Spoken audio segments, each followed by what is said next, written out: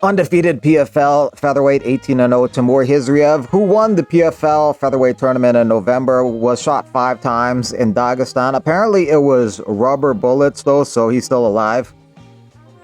Timur was in a parking lot and he's unloading a couple bags out of his vehicle, and there's a guy who's gonna run up towards him and fire a shot.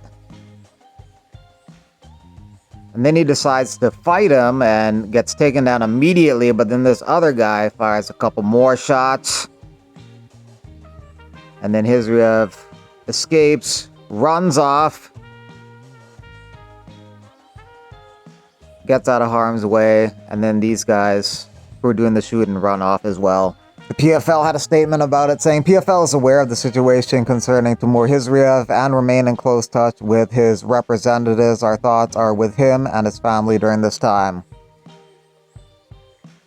As far as why they wanted to shoot him 5 times, one report has it that the conflict arose due to debt obligations between Hizriev and the attacker, to whom the PFL champ did not repay a large sum of money, approximately $400,000.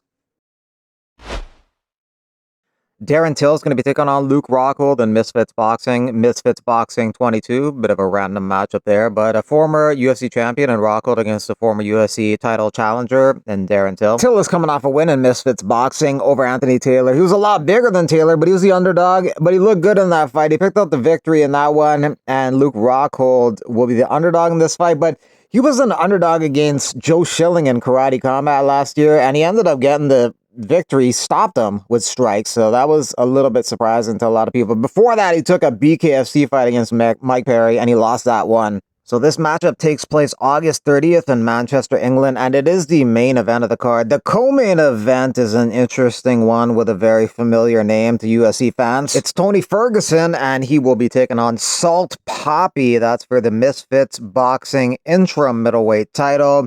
And the main event, Till versus Rockhold, is for the Misfits Boxing Bridgerweight title. Some people surprised that Tony Ferguson's fighting for an interim influencer belt against Sal Poppy.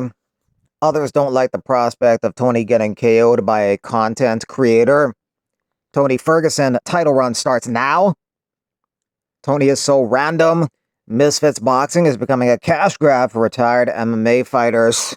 Yeah, they're offering them opportunities that I guess they can't refuse, offering a decent amount of money. I guess it's good for these fighters. I mean, the GFL was trying to provide that for guys like Ferguson and Rockhold who were on their roster, but that went down the toilet. So Misfits is still working and paying them, so it's good for these guys. Alexander Volkov versus Jailton Almeida, targeted for UFC 321 in Abu Dhabi. That's October 25th, Yas Island. Volkov in the past didn't want to fight Almeida because he didn't see the point in fighting a then-ranked number 6 fighter and wanted a more interesting offer. With this fight probably being scheduled, it pretty much confirms that Gane will fight Aspinall next for the undisputed title. Some think Aspinall versus Gane could headline this UFC 321 card, and then Volkov could be a backup for the fight, or Almeida could be a backup for the fight. Aspinall in the past has said he's down to fight in Abu Dhabi. Tax advantages are there for him fighting there. After the top 5, there isn't really that much contenders for Tom. There is kind of a drop-off after the top 5. Number 6 is Cortez Acosta, Tybura, Spivak, Lewis, Tuivasa, Gaziev, Parkin, Boudet, Teixeira, and Kuniev. Armin Tsarukyan asked about what edge he has over Ilya Topuria, and he says in the clinch that he gets tired there. That's what I need to work on to take away his punching power. He hasn't fought good wrestlers. He only fought Bryce Mitchell, and he took him down and held him there, but he's not a high-level fighter, so I can't tell anything about his wrestling ability. But what I know for sure is that wrestlers like myself and Islam can take him down and control him on the ground. Maybe he'll get a chance to prove that in his next fight if they match those two guys up. Armin would be the most deserving for a title shot. The biggest money fight in terms of pay-per-views would be Patty, so maybe they'll set that up, but they haven't announced anything yet because Topuria just fought. Conor McGregor says he's in the testing pool and he plans to fight out his UFC contract. He says, I'm in the testing pool and getting ready to make my comeback. I'm going to fight on that big White House card, and then I'm going to have one more fight, and then we'll talk. That's what David Feldman told Ariel Helwani. So they could use Conor as a guy to build a bigger name for someone like a Paddy Pimblett or something. That could be an exciting fight. But for all we know, Paddy's getting the next title shot. It is very difficult to hypothetically matchmake a year in advance, though, because in a year's time, like some of the guys who are hot now may be washed by that time, retired. The state of MMA is fluctuating at a rapid rate. Connor, because he and Mike had a little face-to-face. What do you make of this? Is this possible? Is this a real thing? I mean, look, he's got 2 fights left on his contract, and he's got to get right, and the whole world's waiting. Is he going to get in shape and fight? And he told me in person, he whispered in my ear, he said, I'm in the testing pool. He said, I'm getting ready to make my comeback. I'm going to fight on that big card, and then I'm gonna have another fight, and then we can talk. Oh, wow. Dana White wants to make that White House card the biggest one ever. It has potential to be the highest viewed MMA event ever because it's going to bleed completely into the mainstream. Like every media outlet would be covering that as opposed to just sports media. Maybe that's a card that could break a pay-per-view record for the UFC, but that's also assuming that they're going to be on pay-per-view next year. They could be on a service like a Netflix or something else by that time. Unique event that will never happen again, and I will blow the doors off this thing. I'm going to make this one of the greatest events of all time.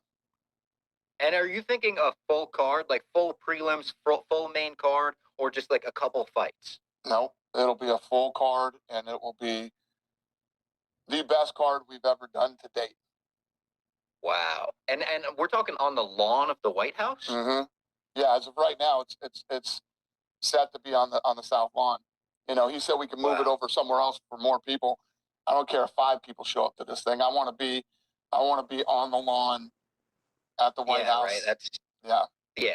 You care more about that than the attendance. If it's a one-off, yeah.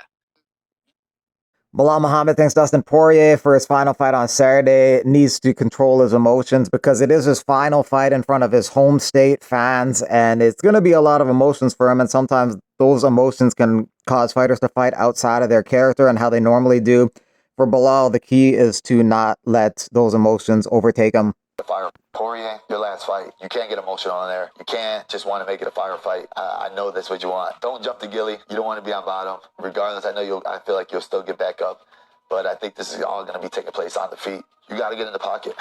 You got to get Max Holloway going backwards. Use those low kicks, kind of like how Volkanovski did against him. Start tearing down that leg. He really doesn't check the kicks. Get him going backwards. Get him going against the fence. Don't chase him. Cut him off. This is your last one. Go out with a bang. If he points to the ground in the last 30 seconds, be disciplined defense. For me, I think I'm going to go with Holloway in this. Holloway is a slight favorite in this fight. Last time they fought, they were pretty even in terms of significant strikes, but the significant strikes that Poirier was landing were much more significant. The shots that Holloway landed didn't seem to impact Poirier that much, but the shots that Dustin landed on Max definitely had a stronger impact, which allowed him to win a decision.